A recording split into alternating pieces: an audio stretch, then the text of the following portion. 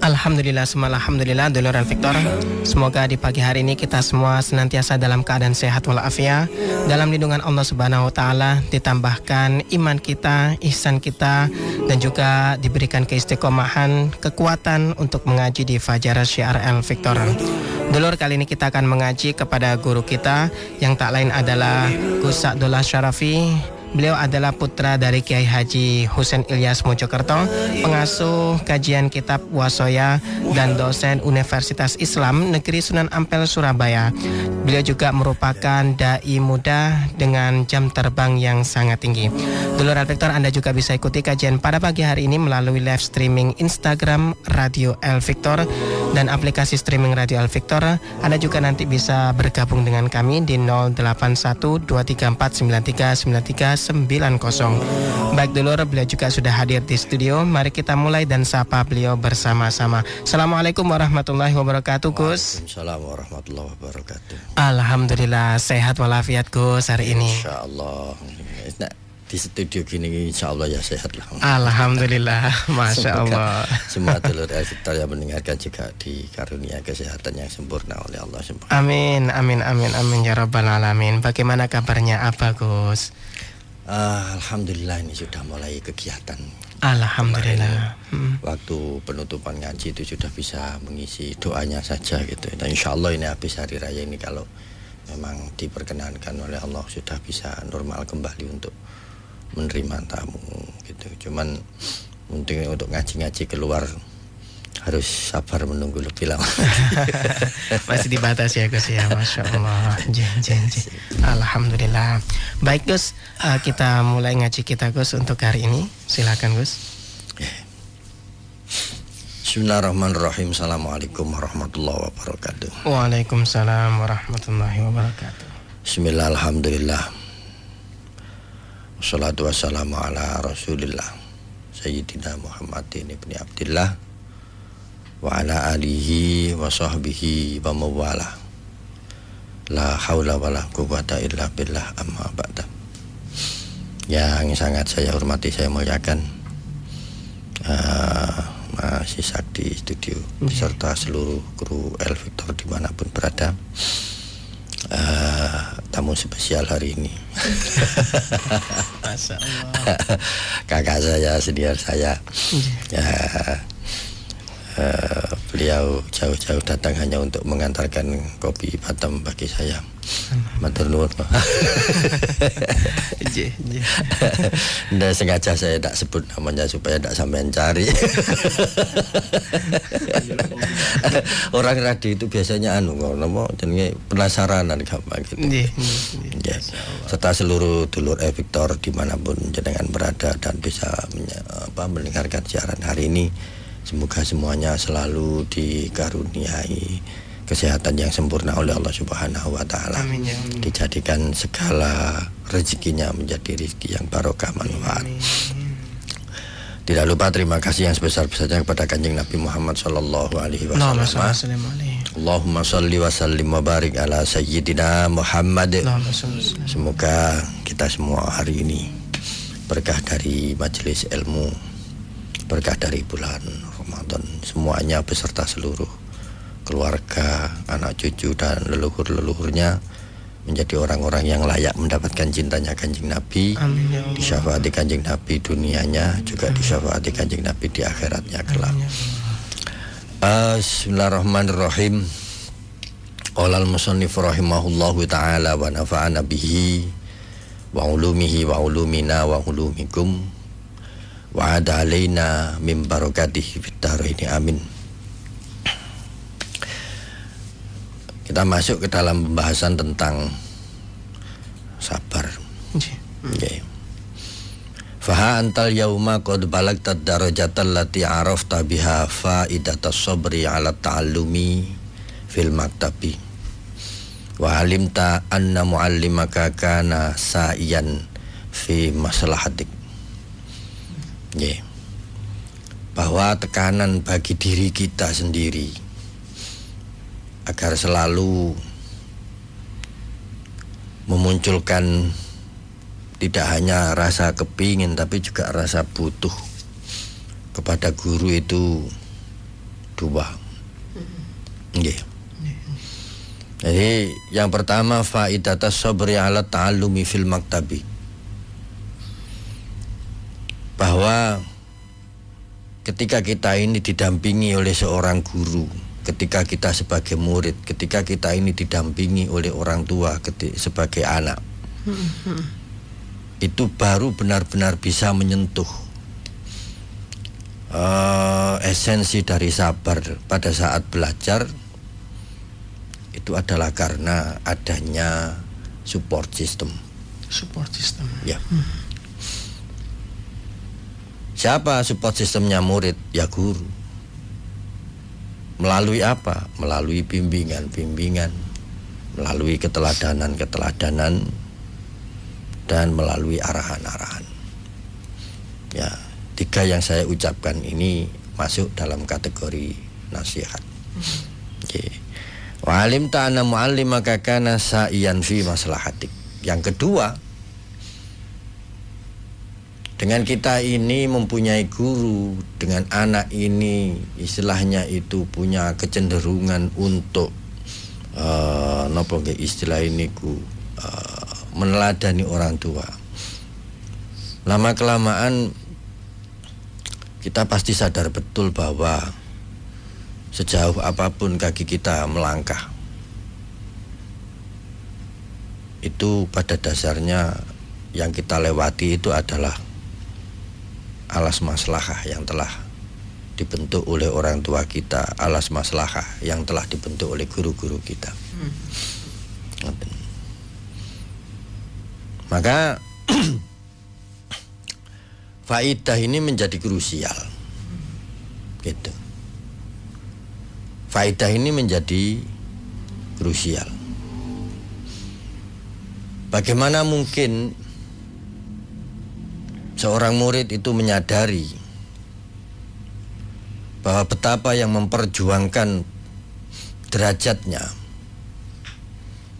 itu adalah guru-gurunya.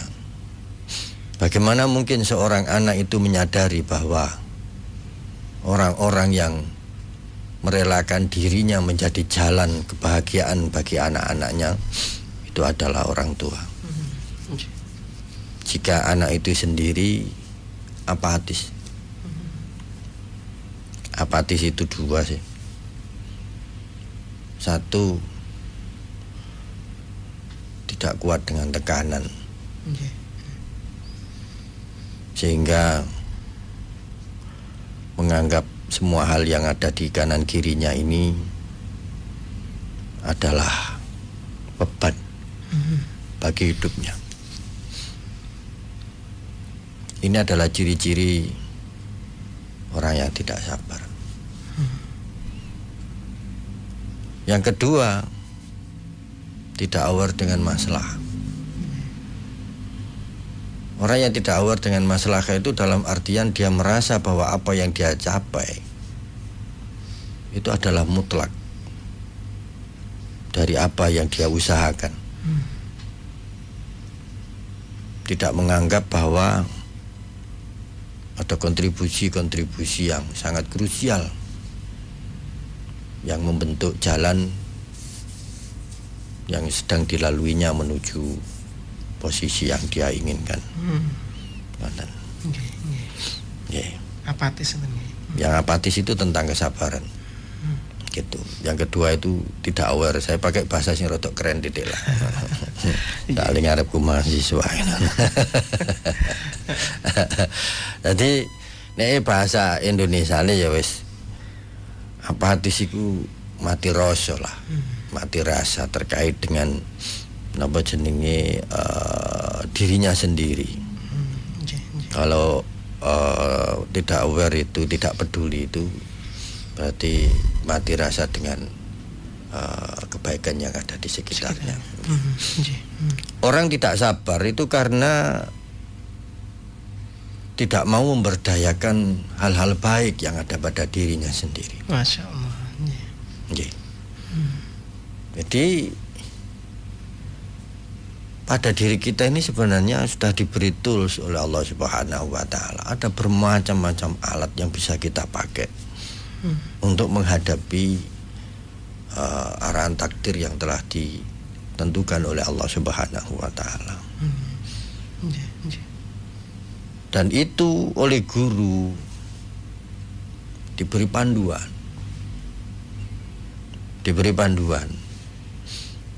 Namanya juga manual. Manual itu kan tidak terlalu spesifik dengan merek.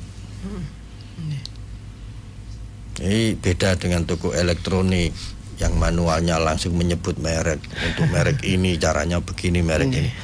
Tapi manual dari tubuh yang diberikan oleh Allah Subhanahu wa taala ini universal. Universal gitu.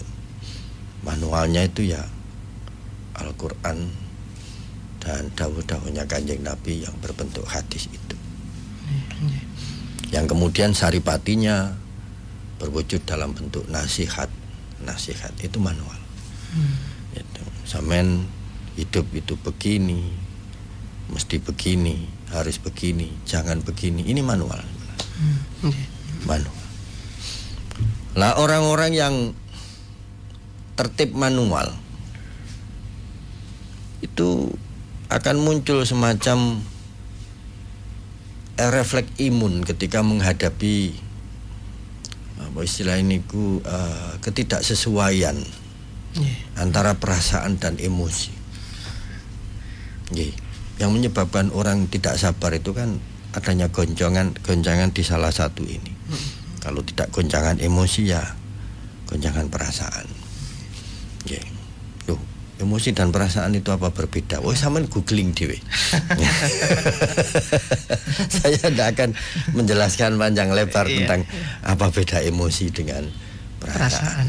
Tapi yang menyebabkan seseorang itu kemudian mangkel mbek awake dhewe sehingga memunculkan ketidaksabaran karena merasa buntu solusi atau buntu jalan atau buntu support.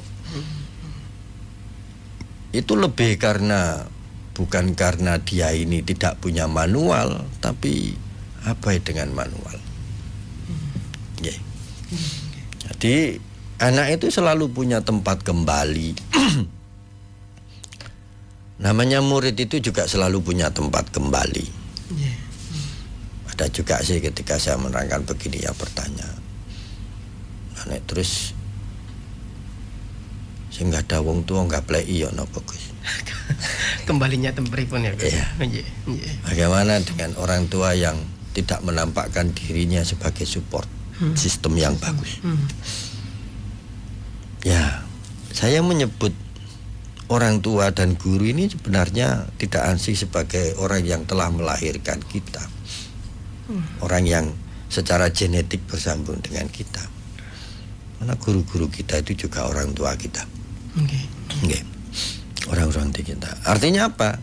Ketika kita ini tidak menemukan manual pada satu titik, banyak di luar itu yang pegang manual. Keengganan kita ini gitu, as-sabru ala ta'allum, mencari tempat untuk mengasah manual, belajar. Itu loh yang menyebabkan kita ini kehilangan kesabaran. Kehilangan kesabaran atas hal-hal baru yang masuk dan istilahnya mengiritasi kehidupan kita. Hal-hal baru ini kan harus dipelajari dulu. Karena basis dari semua hal yang diberikan oleh Allah Subhanahu wa taala itu sebenarnya adalah skill hidup. Skill ini tidak bisa terus kemudian sampean baca terus kemudian sampean bisa, tidak bisa. Sekuat apapun sampean baca, sampean tetap harus membawa bacaan ini kepada orang yang lebih berpengalaman, guru. Makanya tidak ada jaminan orang yang hafal Quran itu mengerti isinya Al-Quran. Kenapa? Itu manual.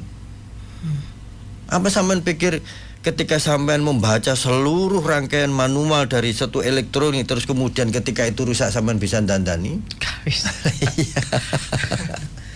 Enggak bisa. Sampean bongkar saja belum tentu sampean bisa nonton balik kok. Enggak dandani lo ya. Nonton balik tok lo kadang-kadang sudah kesulitan. Padahal kerumitan kehidupan kita itu lebih kompleks daripada sekedar barang elektronik. Ya. Itu. Apakah ini nggak bisa nyala karena konslet?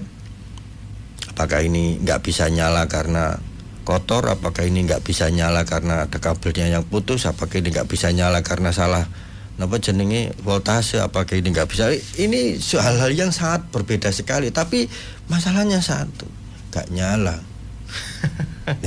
Kan gitu. Lah yang punya spesifikasi terkait dengan manual-manual khusus itu adalah guru. Guru ya. Ya. Itu adalah guru. Makanya kunci pertama bagi kita untuk menemukan sabar itu adalah ta'allum. Jangan dibalik. Gitu loh. Jadi di sini bukan as-sabru fit ta'allumi tapi as-sabru 'ala ta'allum. Gitu loh. Jadi ketika sampean ini memunculkan kemampuan untuk bertahan saat belajar, maka kemampuan sampean untuk belajar ini akan menumbuhkan kesabaran-kesabaran baru ketika menghadapi hal-hal yang sampean pelajari. Fil maktabi, dalam artian ada tempat di situ yang mempertemukan kita dengan orang-orang yang lebih berpengalaman yang akan mengajari kita terkait dengan hal-hal yang kita inginkan. Kan bikin jadi dokter. Ya moro nang gone sing wis luwih dhisik dadi dokter. Kan gitu. Nggih, ya. Nah, kesabaran sampean untuk datang, kesabaran sampean untuk mendengarkan nasihat-nasihat, kesabaran sampean untuk mempelajari skill-skill ini akan menjadi kesabaran sampean yang baru ketika menghadapi pasien kelak. Nggih. Gitu. Ada manual baru yang kita dapat untuk menghadapi model takdir baru yang akan kita hadapi. Nah, hanya malah nun sewu gambarannya guru saya dulu itu ini loh Gus. Jadi apa sebenarnya yang diberikan oleh Allah saat ini itu semuanya adalah bekal. Memang tidak melulu nantinya bahwa hal yang kita pelajari, yang kita estimasi saat ini akan persis dengan apa yang kita hadapi suatu saat nanti. Tapi apapun esensi dari pelajaran yang kita dapatkan saat ini, mungkin intinya, mungkin juga kanan kiri dari inti, itu justru yang nanti akan berguna pada tahap berikutnya dari takdir. Saya dulu mondok, gambaran saya ya wes untuk no bapak ngaji. Nyatanya tiba-tiba terus haluan ini diubah. Ya bahasa saya waktu itu ya seperti diubah dengan semena-mena. Mosok arek pondokan metu-metu terus dikongkon kuliah ekonomi, gak nyambung balas. Betul. Nggih. Jauh ya. Yus, gak terima jauh itu wes itu. Gak linear. Ya jangan ngomong linear. Wes gak ada jalur blas wes gitu. Sama ndak menemukan ayat, ndak menemukan nama jenenge hadis di situ. Blas ono ya wes rumus, angka wes gitu tok. Masyaallah. Nah. Pertama ya resisten. Ini apa ini yang saya pelajari? Iya. Gitu. Apa yang saya pelajari? Jadi sempat ada yang namanya gonjangan-gonjangan emosional gitu. Jadi juga sempat juga ada gonjangan-gonjangan perasaan yang tidak menentu. Cuman nasihat guru saya waktu itu satu, bertahanlah. Bertahanlah. Iya, bertahanlah. Gimana? At-ta'allum fil maktab. Ojo ngali. Ya wis sak pedhokku belajar. Tapi ini tidak ada kaitan dengan pondok ya. Awakmu mrene ku mondok nak. Mondok. Jangan berpikir bahwa terus orang mondok itu yang dipelajari cuman sing Arab-Araban tok. Enggak. Pembuatan nggih. Misalnya sampean di sini terus saya suruh sampean maju, tak suruh sampean untuk nanam pohon paribasan, saya suruh sampean untuk ternak. Nah, itu juga bagian dari pelajaran pondok pesantren. Pondok pesantren. Nah, sekarang sampean diminta oleh bapak sampean untuk di situ, ya tekuni di situ. Niati saja mondok. Tak lakukan. Cuman saya dulu itu modelnya gini, kalau saya ndak betah itu bukannya saya motong, tapi kalau bisa saya percepat.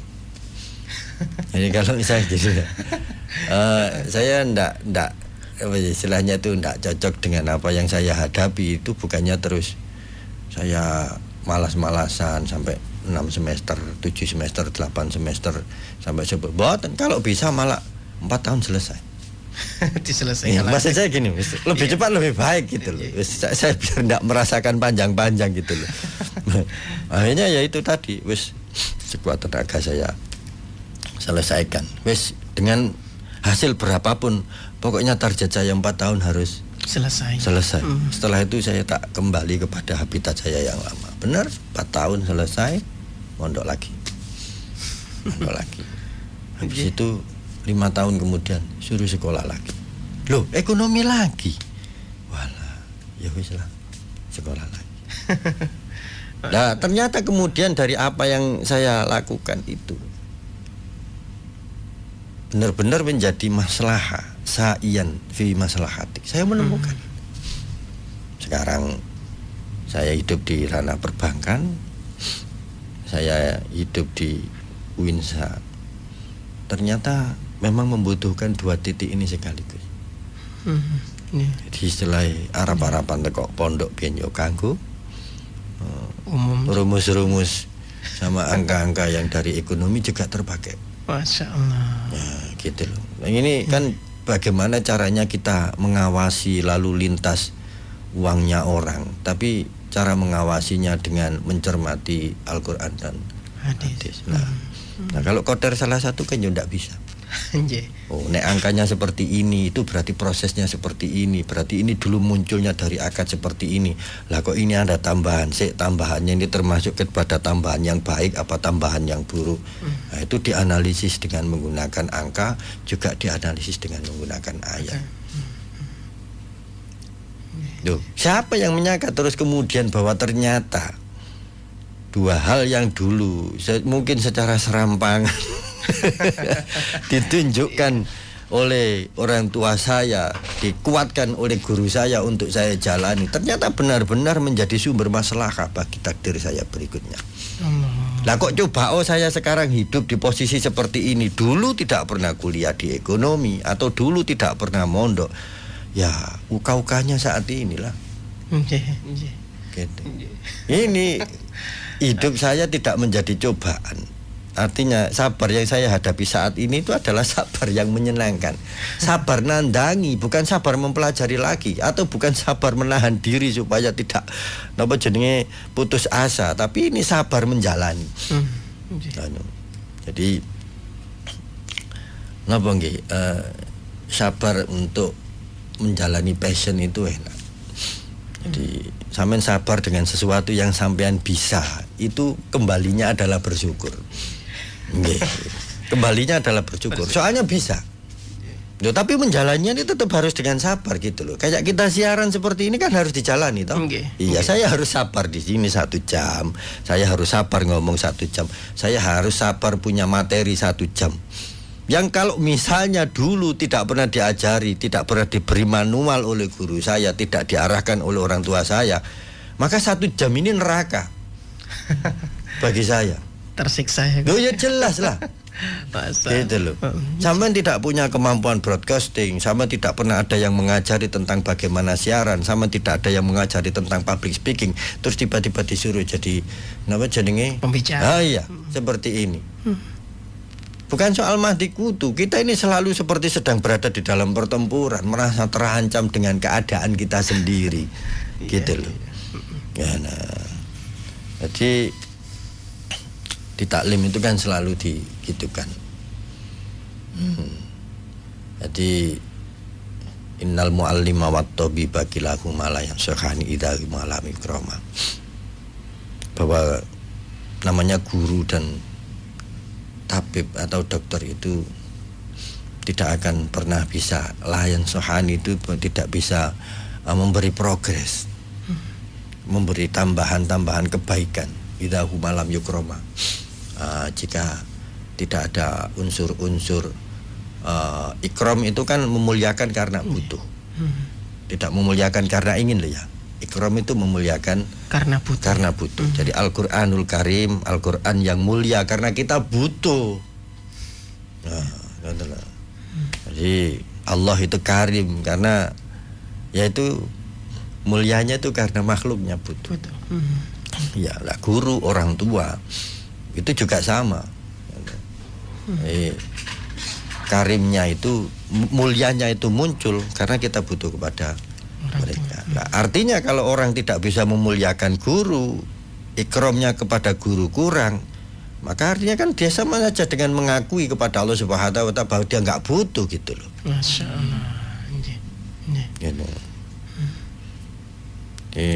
Jadi fasbir lidaika in jafauta tobibaka. Yo sabar mbek loromu. Nek sampean menyepelekan doktermu.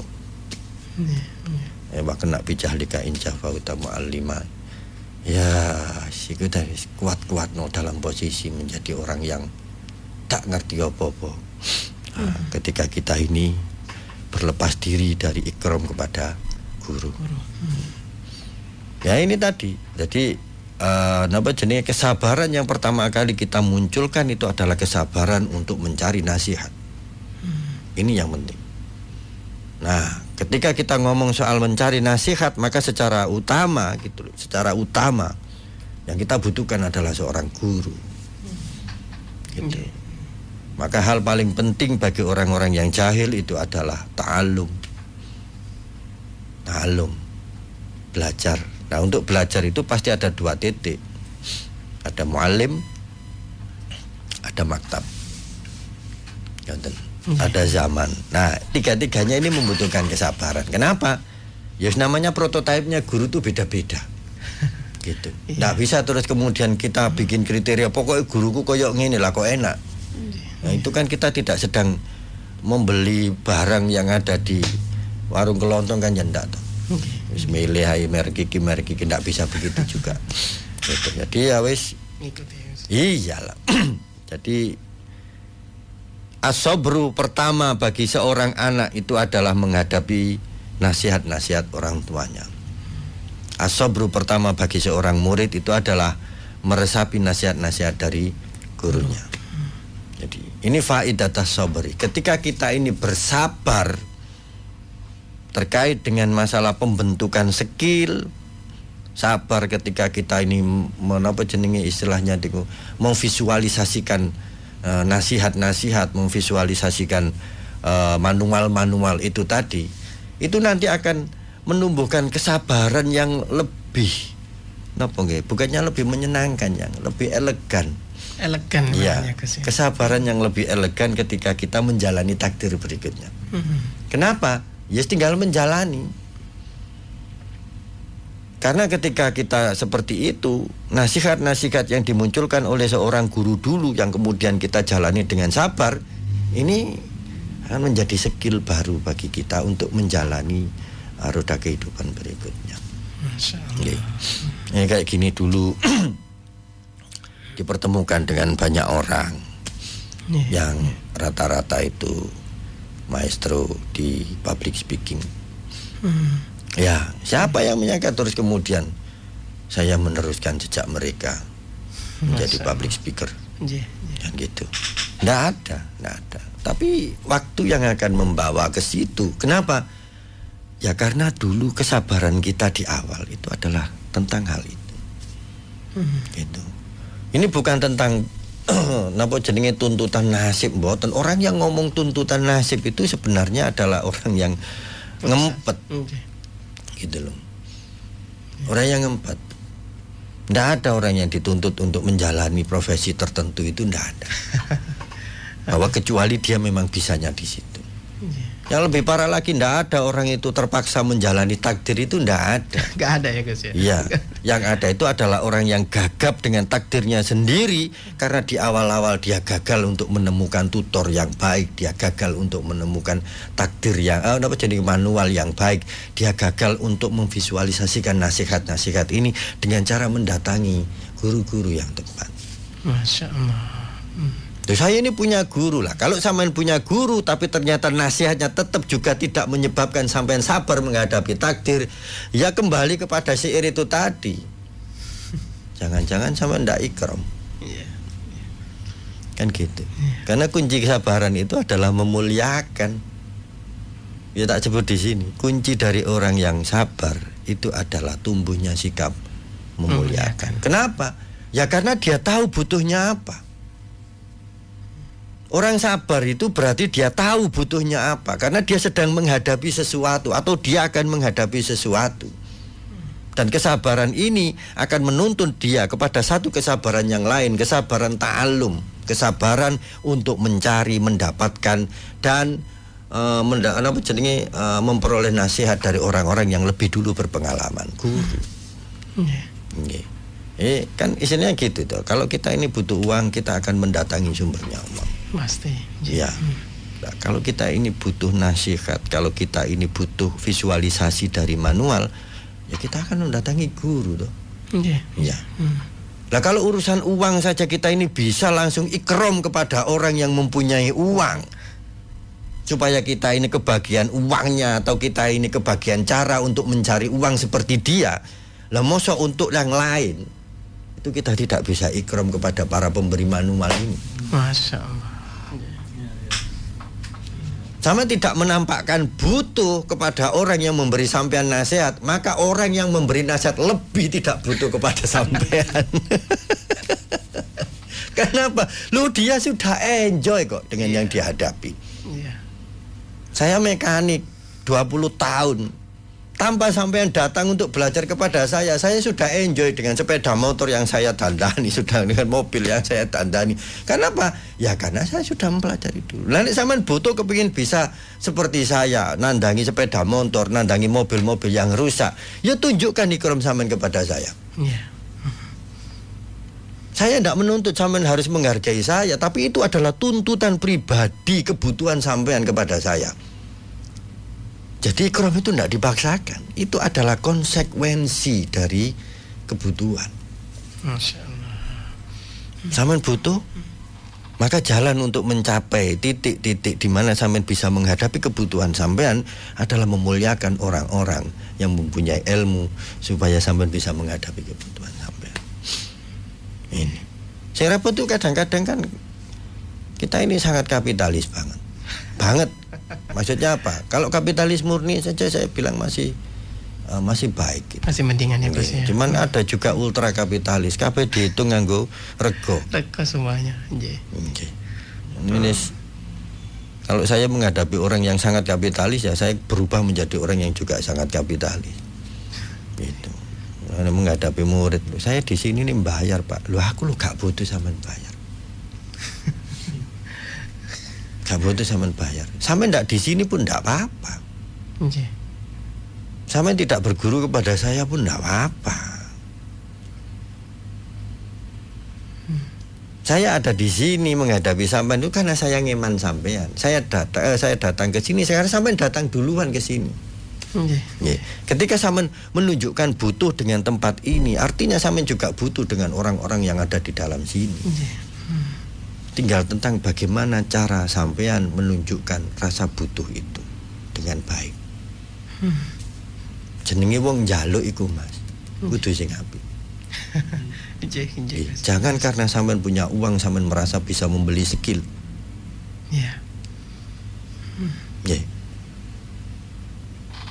Sampean memberi saya bisaro. Ya wis bisaro iku tok.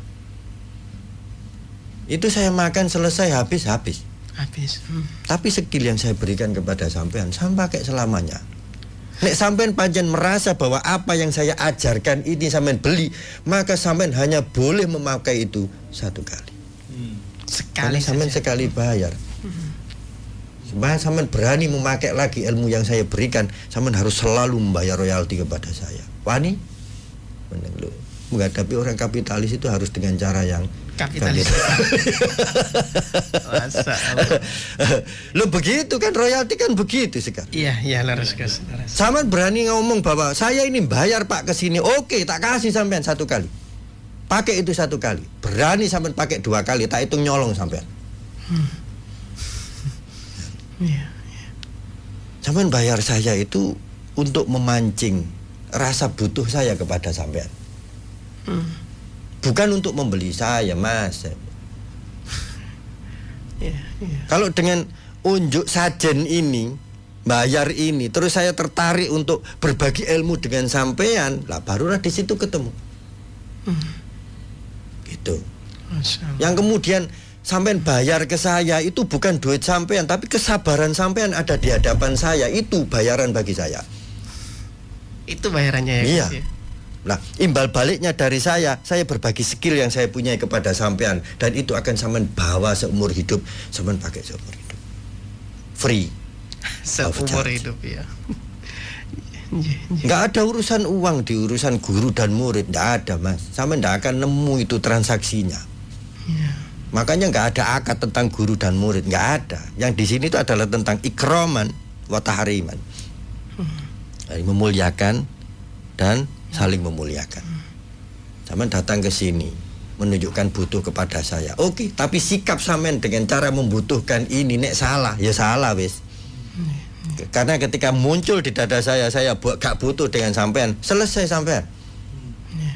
Masih sampean duit 1 miliar, aku gak kepingin mulang sampean, selesai sampean. Wis yo, jangan diulangi lagi karena sampean bayar SPP terus menganggap sampean bisa membeli ilmunya guru. Nggak ada kaitan antara SPP sampean dengan ilmunya guru. Kenapa? Karena sampean pakai terus, sampean bayar sekali. Nggak ada, Mas, transaksi seperti itu nggak ada. Sampean baleni ngomong seperti itu, silakan keluar dari kelas saya. Gitu. Sampean nggak layak menjadi orang yang menampakkan butuh. Seharusnya sampean itu di luar sana itu sudah mentengkelek, saya nggak butuh dengan guru. Kenapa? Lah sampean nggak menampakkan ciri-ciri orang butuh. Gitu. Ciri-ciri orang butuh itu pasti jelas, ikroman. Gitu. Jadi ya itu menjadi pelanggarannya Kanjeng Nabi kan gitu. Laisa minna man lam yarham sagirana walam yukrim kabirana. Irham itu orang tua kepada anak, guru kepada murid. Maksudnya apa? Welas. Jadi napa nggih istilah ini ku tekanan bukan tekanan, dorongan untuk berbagi itu irham. Jadi tarhim itu dorongan untuk berbagi. Tapi ikram itu beda. Ikram itu kita mendekat karena ada dorongan untuk menampakkan kebutuhan. Ini ikram. Gitu. Ikram kita kepada Allah Subhanahu wa taala ya ikraman wa ta'diman. Kita kepada guru ikraman wa ta'diman, kita kepada orang tua ikraman wa ta'diman. Gitu. Kenapa? Ya karena ada ikatan jerih payah yang tidak akan pernah mungkin bisa kita nominalkan sampai kapanpun. Gitu loh. Nggak bisa kita nominalkan sampai kapanpun. Orang bekerja keras untuk membentuk sesuatu, maka bentukannya ini adalah aset. Gitu loh, aset. Yang artinya apa? Ya diharapkan prospeknya itu adalah profitable. Atau setidaknya punya benefit yang luar biasa. Orang tua punya anak, ya sudah, ini adalah aset profitable, aset yang benefitable. Gitu. Meskipun misalnya tidak profitable, anaknya tidak sampai tadi wong sugih, tidak masalah sih, penting tetap benefitable. Orang ini bermanfaat bagi sesama. Sudah selesai. Gitu, sudah selesai. Apalagi terus kemudian bisa di masa tuanya itu, di masa tua orang tuanya ini, anak ini bisa menjadi posisi yang ngentengno, gitu loh. Ngentengno tuweke wong tuane. Entah dengan cara benefit atau dengan cara profit. Wis sembuh carane anak ya apa? Lah, ini ikroman, gitu loh. Nah, orang tua ketika kemudian terus melepaskan harapan kepada anak, ini namanya tahrim. Jadi ya yarham itu tadi. Nah, guru ini welas, gitu loh. Guru ini welas. Kenapa? Dia akan membagi sesuatu yang mungkin akan menjadi guidance bagi orang yang dibagikan ini. Gitu, orang yang diberi bagian ini sepanjang hidupnya. Sepanjang hidupnya. Sepanjang hidupnya loh. Mana ada ilmu itu terus kemudian sekali pakai, kan juga ada. Sampean bisa, sampean diajari orang public speaking, gini. Terus kemudian guru sampean niki rodok kedonyan. Sampean setiap kali siaran terus, iku balene nang dinda royalti kue. Masalahnya nggak ada guru yang seperti itu. Nggak ada. Jadi ya wes SPP, UKT, sajen, paham saja. Ini untuk menarik gitu, menarik. Napa jenenge napa nggih minat guru untuk berbagi. Hanya sekedar itu tok gitu loh. Sekedar gitu. Jadi bukannya terus kemudian dipancing dengan itu, mboten. Ini hanya untuk menunjukkan ketulusan. Ini loh yang saya punya. Ini yang saya punya. Hanya ini yang saya punya. Atau ya memang aturannya segini yang harus saya sampaikan. Tapi ini unjuk ketulusan bahwa saya butuh dengan jenengan. Gitu. Ya seperti sajen nih sebenarnya gitu. Gitu loh. Seperti persembahan. Ini yang bisa saya berikan kepada jenengan. Karena saya butuh jenengan. Masya Allah. Nah, yang dibutuhkan ini adalah sesuatu yang sebenarnya tidak layak dinilai dengan sajen ini tadi. Gitu loh. Nggak bisa dinilai. Ayo coba kira-kira nek sampean hitung-hitung wis oleh opo ae dengan kemampuan public speaking sampean saat ini. Nah, terus kemudian dikalkulasi berapa yang sudah sampean bagi dengan guru sampean public speaking. Masya Allah. Lho gak matuk wis, gak matuk blas. Masuk nggih kalkulator opo ndak matuk. Gitu. Kenapa? Karena yang dulu sampean haturkan kepada guru itu saja. Persembahan untuk menunjukkan bahwa sampean ini mengakui tulus butuh dengan guru. Sampean butuh diberi apa jenenge sesuatu yang istilahnya menyebabkan kehidupan sampean di masa depan akan jauh lebih baik. Nah, semakin banyak guru artinya ya kemungkinan untuk apa jenenge sabar yang lebih elegan di masa depan itu jauh lebih prospek. Makanya belajarlah kepada semua guru, hormati mereka tanpa ada pembedaan. Nek guru kula ngoten tok wis, bah guru nang pondok, bah guru nang sekolah anak nilaine padha. Soalnya aku mbek awakmu gak roh, besok teko guru sing ndi, aku mbek awakmu iki dipethukno masalah kae urip. Kadang-kadang dengan orang-orang yang justru tampaknya di awal kita sepelekan itu, Allah meletakkan masalahnya. Allah meletakkan masalahnya. Saya dulu nyepelekan guru bahasa Inggris. Ternyata kemudian ngajar bahasa Inggris. Maka yang saya hidupkan kembali ya ikromnya. Karena itu kunci. Sekarang saya butuh bahasa Inggris, maka kunci untuk itu adalah nyunggek ridhone guru bahasa Inggris. Maka saya istilahnya niku napa nggih, membentuk persembahan baru untuk mengingatkan bahwa saya tetap membutuhkan jenengan. Nah, ilmunya sudah diajarkan. Tapi terima kasih murid itu bisa jadi tulus di awal, bisa jadi juga tulus di akhir. Tapi enggak masalah itu. Enggak masalah karena ketika terus kemudian tulus ini muncul, maka ini adalah pintu gerbang tumbuhnya barokah manfaat. Pintu gerbang tumbuhnya barokah manfaat. Makanya nggih, kuncinya itu tadi. Sabar menjalani. Napa jenenge takdir itu bukan berarti tidak berbuat apa-apa. Yang namanya orang sabar menjalani takdir itu adalah ta'allum, mencari solusi hidup. Dengan cara apa? Belajar. Nah, belajar ini ada kesabaran baru yang harus dimunculkan. Gimana? Kesabaran mencari orang yang lebih berpengalaman, dijadikan guru. Lalu kesabaran menjalani pendidikan. Nah, kalau ini sudah dijalani, maka kita akan menyadari betul ketika kita mulai bertambah umur, bertambah pengalaman, bahwa orang-orang yang menyebabkan kita ini enjoy menjalani hidup, maslahah maksudnya, itu adalah karena jerih payah orang-orang ini. Masya Allah. Orang tua dan guru. Semoga kita ini dijadikan orang-orang yang mawas.